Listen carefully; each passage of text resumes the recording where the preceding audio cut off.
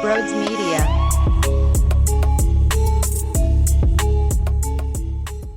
Oh, that was ugly. Before we talk about it all, if you're new to the channel, smash the subscribe button, hit the thumbs up button as well. And if you're looking to buy tickets now that the NBA is back, the NHL is in action, NFL still going strong, and if you're lucky enough to be in an area where the MLB is still going around town, you can go to SeatGeek, utilize the promo code BRODES for $20 off of your purchase. That pretty much eliminates all the fees. It's a no-brainer. Make sure you utilize it. And with that being said, enjoy the show.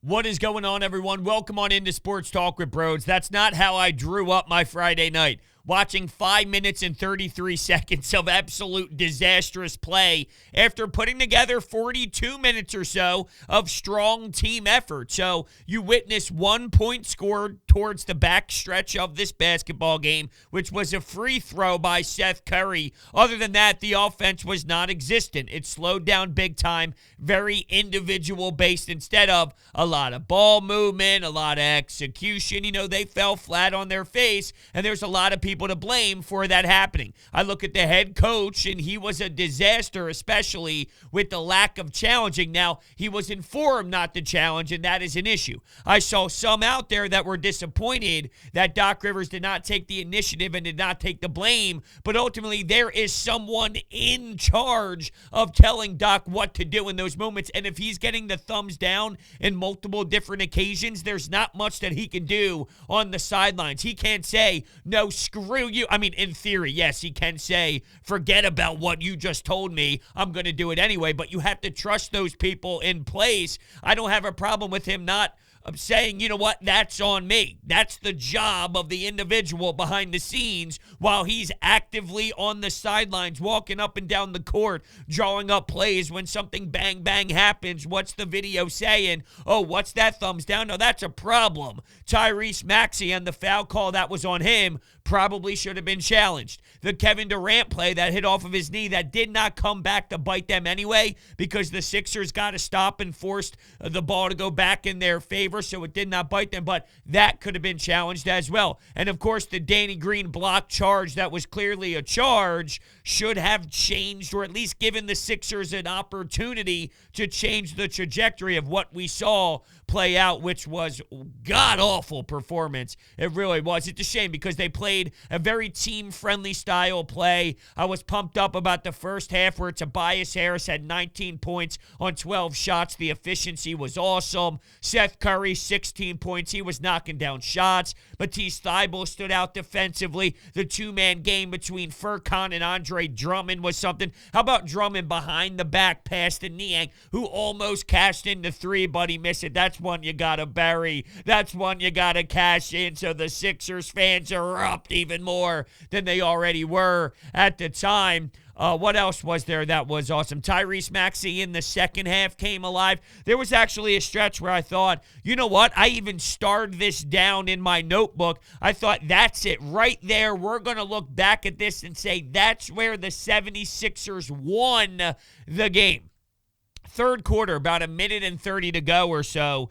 The score was 85-83. Now, Furkan Korkmaz was having a bit of a struggle on this specific possession. Gives it to Seth Curry, who drains a major three. Now the Sixers are up 88-83. The next possession, Seth Curry finds Matisse Thybulle on the other side of the floor towards the right corner. Matisse Thybulle swings it over to Niang, who drills a three. Now the score is 91-83, and then Maxey ends up burying a three that bleeds into the fourth quarter, and the Sixers had a 96-85 lead. I thought right there, wow, there was plenty of time left, and we saw that Joel Embiid left halftime early, right before halftime with about a minute or so. He went back to the locker room, and then towards the fourth quarter, during that back stretch, you wondered, well, what's going on here? Why is he not checking in? We find out after the game that Doc Rivers knew heading into the action that that was probably going to be the case, and that's a serious storyline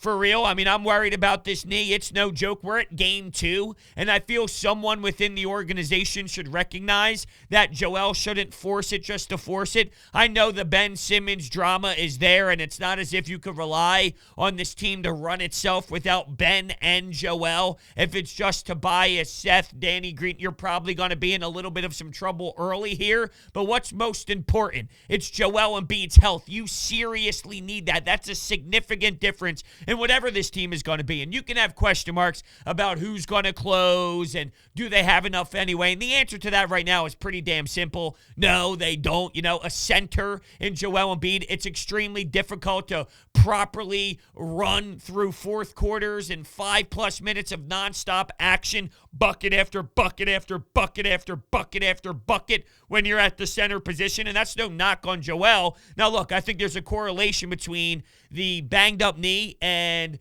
the lack of efficiency by Joel tonight. But my point is, you know, what's more important, the backstretch? Look, we know this team isn't going to go win a championship right now, but later on in the season matters way more than October 22nd. So who is in control of this? And if Joel wants to play, that's all great and dandy. At some point, though, you have to put your foot down. Maybe it's not as bad as he is making it seem to be, but when you make the statement, Joel says this postgame that he probably should not be playing, that's serious, okay? That starts sounding off the alarms. I'll sacrifice losses early on if it means later in the winter, Joel's knee feels better. Please. So he wants to be a leader. I understand that. But I feel we're aware. Nobody's questioning that. Is anybody truly wondering if Joel is a leader or not? Which is a totally different conversation than closing out games consistently. Yeah, when Doc Rivers mentions we don't have the Kevin Durants, we don't have the James Harden, we don't have those isolation players. We get our offense going by ball movement and running some action and guys moving offensively. Well, why didn't that happen, Doc? That falls on your shoulders. So while I'm not going to criticize Doc Rivers for not taking the blame, for not calling the challenge and not going down that road if he was informed by the people in charge not to, here's where I do have the issue, though. The blame falls on you for 5 minutes and 33 seconds of 1 point. You need to be better. Now, there was a lack of execution. Whatever Matisse Thybulle threw from the inbound pass that was picked off at the half court, whether it was Seth Curry almost turning the ball over, which ended up resulting in a Tobias Harris little floater that did not cash in, Joel Embiid missing his shots. And how about this? After the game, Joel goes through the sequence of what the problem was late. How come nobody has any issues with that now? Everyone had problems game 7. I have to hear Mark Jackson on the ESPN call look dead straight in the camera before the game begins, saying, Doc, throw him under the bus. Joel, throw him under the bus. There were so many issues other than Ben. Why are we doing this? Right? I mean, that was so foolish and sad that Mark Jackson had to do that. And even with a little bit of what Tobias Harris did after the game, I understand that he's going to stand up for his teammate and he's going to say the right things from a player's perspective. But he starts taking shots at the media, and it's almost as if, you know, like we're out of control and we're in the wrong. We're not in the wrong. Like, this is a controllable. And Ben Simmons' actions were the reasons why. It's a cause and effect. And the fact that, like, the security was intensified, it's almost as if we're villains and we're creatures and we're delinquents that are just obnoxious and can't control ourselves at all. And even if there is one person to do something stupid, I mean, that doesn't really relate to the thousands and thousands and thousands of people that act appropriately and do things the right way. But the Wells Fargo Center putting out all sorts of releases. They're building these walls and barriers so we can't see cars, as if Ben Simmons was even showing up today. He showed up during that shoot-around, and you know what? It pisses me off, honestly, that he says that everyone's got to take accountability. Imagine going through that Game 7, being Ben Simmons and not shooting a ball in 4 straight fourth quarters as a $30 million man, and then saying, yeah, you know what? I'll take some accountability, but you better too. What does that say? It's a joke. And then the whole mental side, which is a very touchy subject. I'm not here, and I feel bad saying this, right? Because when it comes to mental health, it's no joke. And I'm not saying that it is no joke.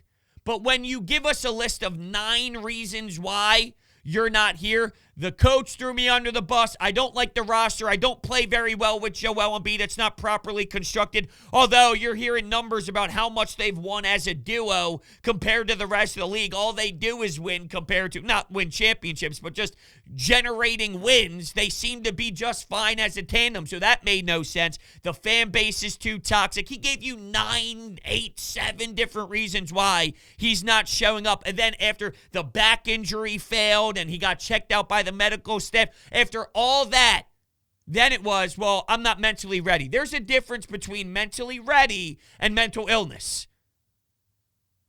There's a lot of people that don't love going to work every day, and you just fight through it. It's like, man, I really don't feel it. Well, you're not mentally ready to go to work, but you have to because that's your job and that's what you're supposed to do. That's a lot different than what Lane Johnson went through. And here's another side of it. And look, if he has serious mental issues right now that he really has to get through, then by all means, I apologize for going down this road, but it's also based off of all his actions prior to make this a totally different scenario than, let's just say, Lane Johnson leaving for personal reasons. Ben Simmons is showing up because of financial reasons, right? The money.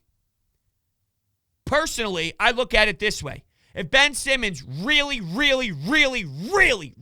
wanted to fix things upstairs, then don't worry about the money, my friend. That's not important. The headspace is important.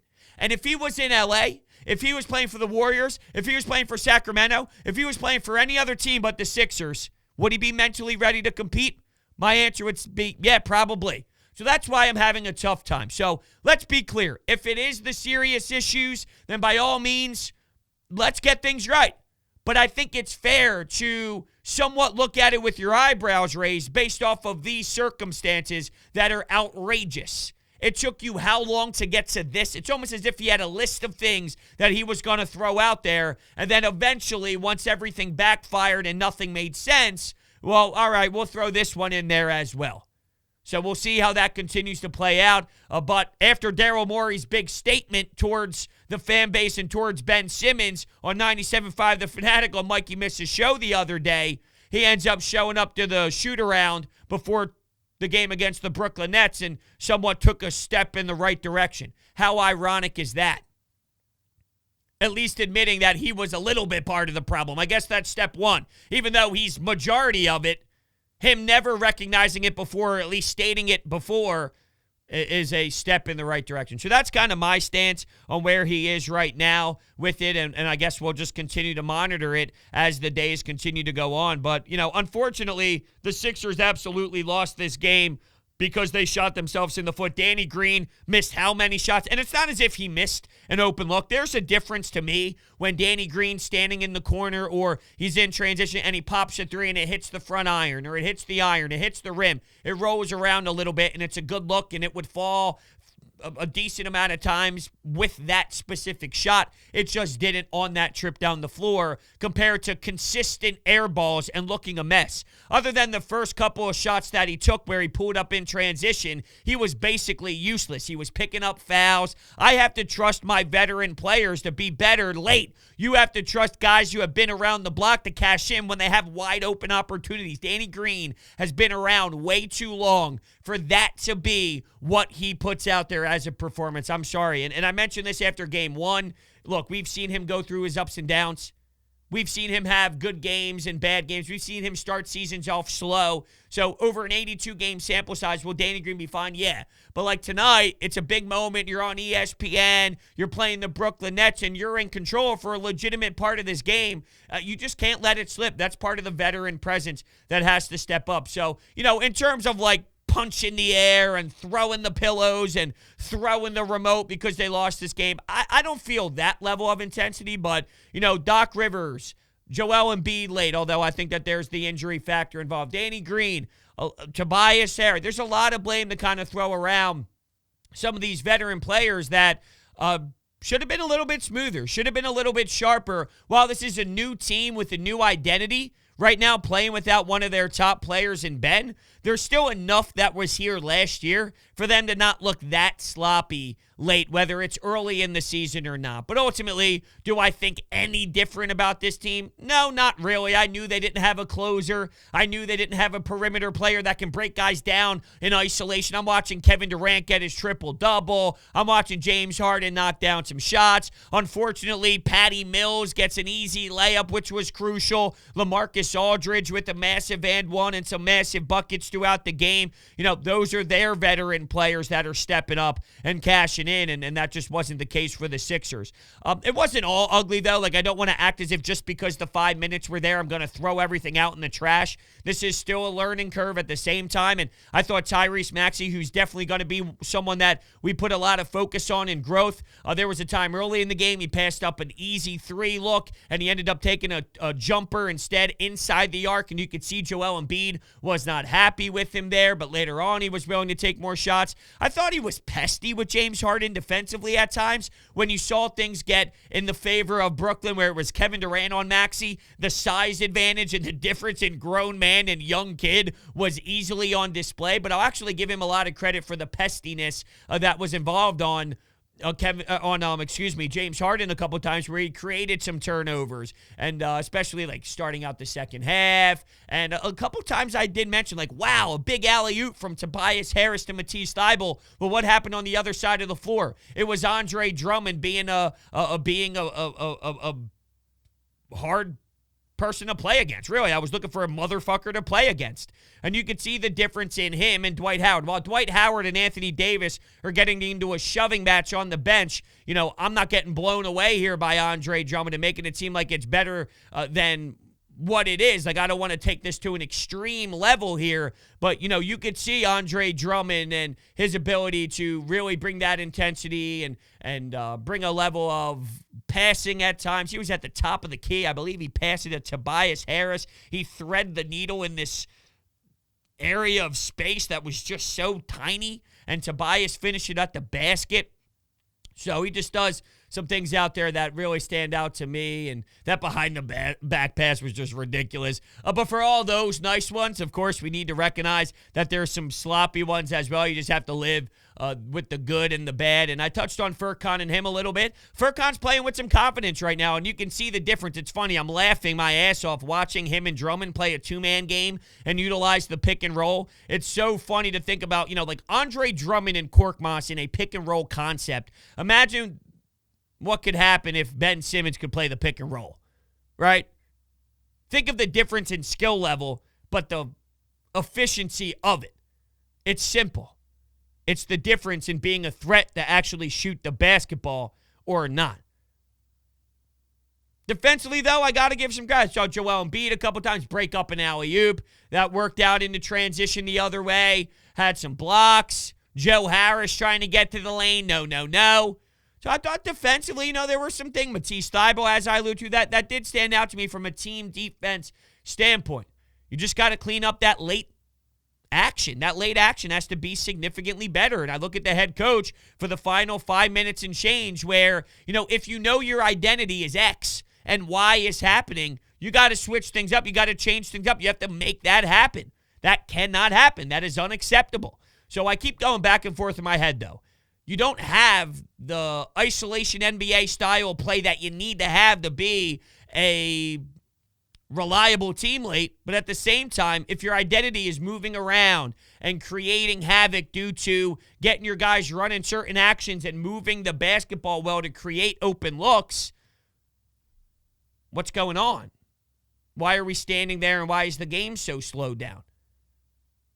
It was there. I mean, the availability to win that basketball game was absolutely there. And as we move on to the Anytime Hotline in just a minute, just to point out a couple things. 16-1 run by Brooklyn to end things. There was some, let's see. I'm looking in that third quarter. I just want to see if I missed any of my notes that I did not jot down on my paper here in front of me. But that third quarter, there were some back and forths. Embiid was hitting some threes, made some massive buckets there. Brooklyn ended up getting some second chance opportunities at times. Kevin Durant had that ridiculous block on Tobias Harris. He ends up finding Millsap for 3 on the other side. That was in the first quarter. The Sixers started out on a 15-6 run. Not that you anticipated that staying forever. At some point, the Nets would wake up and they'd have some guys cashing in, and KD was just a dog, and it just puts it in perspective of like, damn. Just damn. Lethal weapon, who's so much fun to watch, and he could just break you down and annihilate you basically whenever he wants to. An easy triple-double cashing. And you know that they'd play with some fire because of losing game one the way that they did. They're also going through an internal battle with, what is Kyrie? Is he one of our guys? Is he not? Why is he not getting vaccinated? Does he care about us? So let's prove a point. Let's show up because we didn't in game one against the Milwaukee Bucks. Let's prove a point. And for a while there, they looked to be flat or just hanging in there, hanging around. But I don't know. I mean, I didn't necessarily even feel them really hanging around. I thought the Sixers played well. Just a big-time collapse where they did it to themselves, unfortunately. And that's problematic. All right, I want to hear from you. We're going to get to the Anytime Hotline in just 1 minute. First, NFL fans hungry for a big win this week? DraftKings Sportsbook, an official sports betting partner of the NFL, has you covered. New customers can bet just $5 on any NFL team to win their game. And if they do, you win $200 in free bets. Winner, winner, chicken dinner. It's that simple. DraftKings Sportsbook customers can also get skin in the game with new same-game parlays. Download the DraftKings Sportsbook app now. Use promo code Brodes. Bet just $5 on any NFL team to win their game and win $200 in free bets. If they win, you win with promo code Brodes this week at DraftKings Sportsbook, an official sports betting partner of the NFL. Must be 21 or older. Pennsylvania only. New customers only. Restrictions apply. In partnership with Meadows Racetrack and Casino. See DraftKings.com/sportsbook for details. Gambling problem? Call 1-800-GAMBLER. You know, real quickly, though, back to that Danny Green charge that should have been. If the referees just did their job properly, though, you know, we wouldn't have been in that predicament to begin with. There were multiple different occasions late where they screwed up, and that's not the reason why they lost. I'm not saying it. But, you know, we don't attack Doc Rivers the way that we do if they make the obvious call where the Kevin Durant one clearly went off of his leg. Didn't ruin the game, though. The Maxey call, that was fugazi, and I thought that there was a stretch there that the Nets were getting some momentum. They were getting some swagger. They were feeling that the Sixers were on their heels, and maybe some of that had to be with personnel that was out there, you know, putting in I saw a good point on Twitter going back to Danny Green, who's a trusted veteran, so it's not as if I don't see why you would, but knowing that Niang maybe would have possibly been a better option. I mean, hindsight's 20/20. After you see the air balls, you don't anticipate seeing Danny Green airball shots the way that he did, but, you know, and then afterwards we find out Joel Embiid and why he was brought in so late compared to maybe coming in earlier in the game is due to where he is with his leg, which is extremely concerning for me. But did Doc Rivers play the rotations perfectly, or was he handed a banged-up Joel that forced him to have to do certain things, you know? So, all right, let's kick things off here. I want to hear from you. The Anytime Hotline, here we go. Can we trade Doc with Simmons, please? I mean, what else can you expect from the most overrated coach in NBA history? Holding another huge lead, actively refusing to call the challenge of plays that are clearly at least 50-50. At least give your team a chance. At least give your team a chance to put them in the best position. Another huge lead blown. Danny Green had an awful, awful game. I would say those two are the main reasons why we lost. Doc, and maybe, I don't know, maybe Doc should throw himself under the bus this game. Maybe that'll get him to fix whatever the hell he's doing. Yeah, I mean, I just laugh here as I'm listening because before it was Brett Brown was the worst coach in history. Now it's Doc Rivers is the most overrated coach in history. I'm watching Tom Thibodeau trend on Twitter. I'm watching the Boston Celtics blow up and they're ready to fire everybody. It's like whenever things go wrong or south, it's, you know, this guy stinks. He's the worst. He's pathetic. He's the worst coach ever. And I tried telling you, wow, you could put a lot of blame on Doc Rivers for this one, and I don't understand, but also we do understand when he gets the thumbs down, it makes it pretty clear on why he went down the path that he did.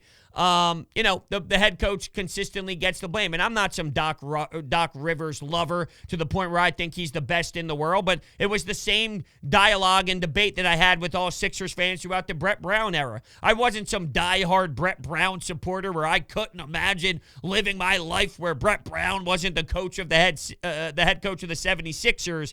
But at some point, while they deserve blame, we have to look at our issues here on the floor as well.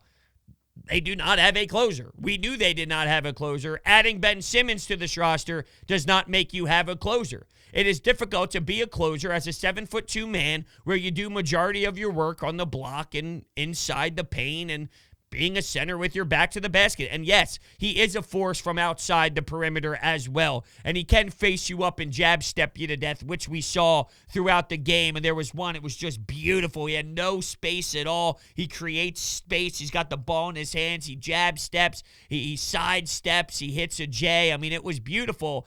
But that's very difficult to do at that size consistently for 5 minutes. That's why we look at these NBA finalist teams and we look at these squads that make deep playoff runs and go, damn, you need one of those. And that's why Daryl Morey is not just trading Ben Simmons for nobody, and you have to get difference-making type of players.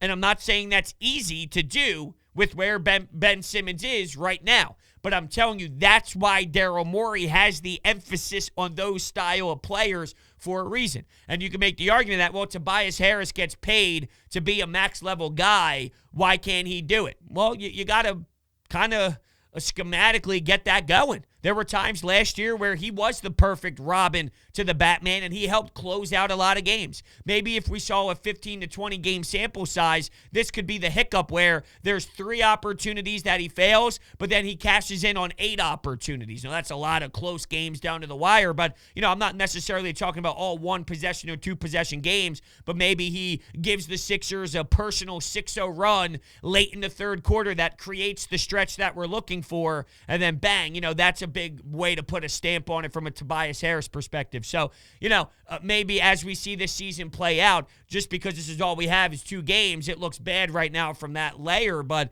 if he gets more times to do it, will he play just like he did last year? You have to run, and Doc Rivers mentioned this after the game, we have to run through Joel, run through Tobias, run through Seth Curry. This is not rocket science here. That's who we have. That's who we have to rely on. And, but I say this all the time. Ben Simmons wants his own team. Well, I hate to break it to you, Ben. Ben Simmons and 5 veteran shooters or young shooters or shooters, you don't want to rely on that. That's not how you win games. That's not how you win legitimate, insane moments. And with the Sixers, it's Joel Embiid and then a bunch of guys. And I like Seth Curry. I like Tobias Harris. They're nice pieces for sure.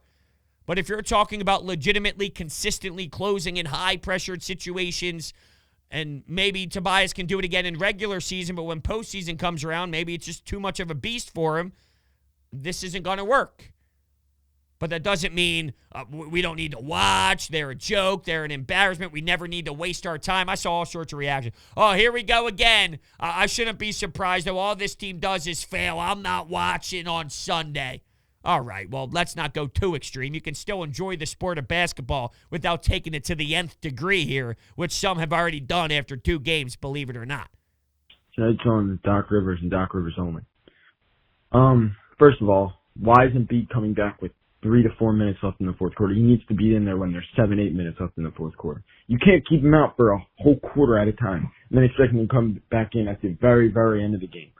Second of all, how do you not challenge one of those plays in the last minute of the game? The Danny Green one, that was a charge. Why wouldn't you challenge? You're not going to use it anywhere else, so why wouldn't you freaking challenge the ball? And I don't think Doc Rivers is using Joel Embiid right. Joel Embiid's working from the outside in. He should be working from the inside out. There's only been a couple times this season through 2 games now that I've seen Joel Embiid get an easy layup inside when he should be going there every time and bullying his opponents. Doc Rivers, get your act together. And you were clapping at the end of the game. I don't know why you were clapping because this was all on you and you should go right to the locker room. And you're disgraced right now. That was disgraceful.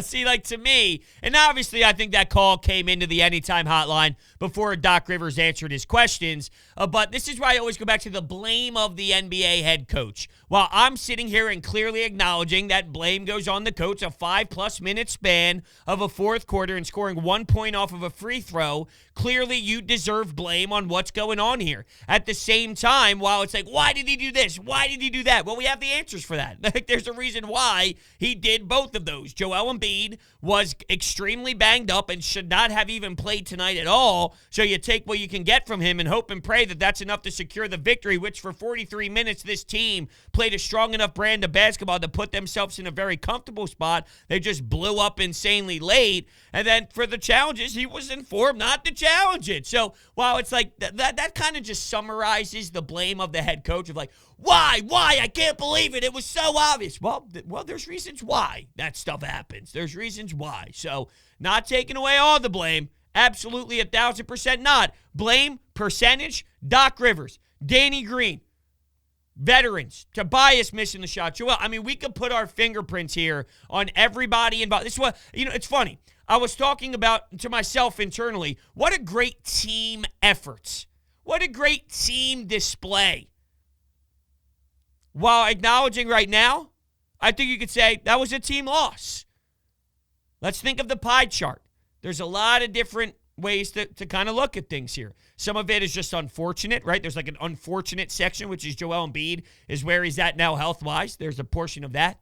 Tobias missing a late shot. Seth Curry, Matisse Thybulle's inbound. Not that, that was a high percentage chance of winning the game at that point, but it just became sloppy. And yes, it falls under the coaching when things get sloppy, but it also falls on execution. And I've been very consistent on players deserving a lot of blame in the NBA. A lot over however many years I've been doing this now, even under the last regime as well. All right, what's next? It's hard to have any takeaways, if I'm going to be honest. Just Doc Rivers put his stupid hat on for the last 3 minutes or so. And Danny Green, I don't know what he was doing, but he shouldn't be taking those shots. And I mean, yeah, there were some bad turnovers and stuff, but just some of the decisions were baffling. I feel like people are going to overstate it and have a freak out. And it was just like Doc Rivers and the players being stupid. No offense, but not much to say. This is not a stupid team. This is not a team that does things like that a lot. It's just bad to see. No, I understand completely what you're saying. Like, it wasn't a bad effort. If you just take it from let's take all the emotions out because we care so much about this team and just look at the broad approach without Embiid, without Ben Simmons and Joel Embiid being where he is health-wise, they controlled that game for a large majority of it. You can make the argument, though, that the last 5 minutes of a fourth quarter is the most important part. It goes back to why we've been so damn upset with Ben Simmons, because he could thrive in these regular season moments, but in the fourth quarter of a playoff game in a half-court set, they just collapse and they don't know how to operate. I mean, that is fair to say, but from being a game 2 and looking at it from that angle, game 2 of the regular season, you're still trying to adapt. You do have some new faces. You have a secondary point guard that isn't even a point guard whatsoever. So due to the circumstances you were handed tonight, I'm proud of their effort and their fight for about 93% of the game. That 7% needs to be cleaned up. Is this more of a blip? Is this more who they are? Can this change? Can they learn from it? Will they adapt? How will they assess the film? And what happens the next time they're in the same situation? Do they close it out next time? And then they go back to, okay, we have to focus on the details because the next time we need to run our offense and have movement and run certain sets. We can't have it be so individualized. We can't have it be there's a way to operate movement and get certain looks in a half-court set, because when you think about it, it's like, well, we want to have a lot of ball movement. We want to have a lot of movement, but the game's also going to be slowered in that fourth quarter with 3-4 minutes to go. But there's a way to still properly execute that. So how will it look the next time? See, that's something I'm going to be witnessing and studying hard when the team plays next. We'll take one more. Just an awful closeout to a game. Yet again, the Sixers they just can't seem to close out games for some reason. Game gets close the last 5 minutes, no points, Danny Green shooting air balls, and I think you called it earlier, just when we give the ball to Embiid, they're going to double and make somebody else beat us or beat them, and, nobody else in the Sixers could step up to get anything going. I'm not sure if that's just lack of talent. Is it Doc Rivers not having X and O's set up as well? Well, I think it's a little bit of both. So it goes back to something that we could look at with the Eagles. Jonathan Gannon. He doesn't have the proper roster defensively, but he could do better with what he has. Doc Rivers, at the end of the day, you got to be able to score more than 1 point in 5 minutes and 33 seconds, right? You need to do better. You could do better with what you have, but your actual answer, yeah, you nailed it. Or your question of, do they have enough talent? The answer is no. Legitimately no, but you can do more with what you have than what you got out of them tonight. So because it's so early, I understand that this team and some of these key pieces have been together last season, so they should be able to operate better, but there is also this factor of just getting back into action, getting back into running up and down the floor. I need to see growth from this for sure. But in terms of this specific moment, outrage, am I fully there? No, not necessarily. I will if it continues, though.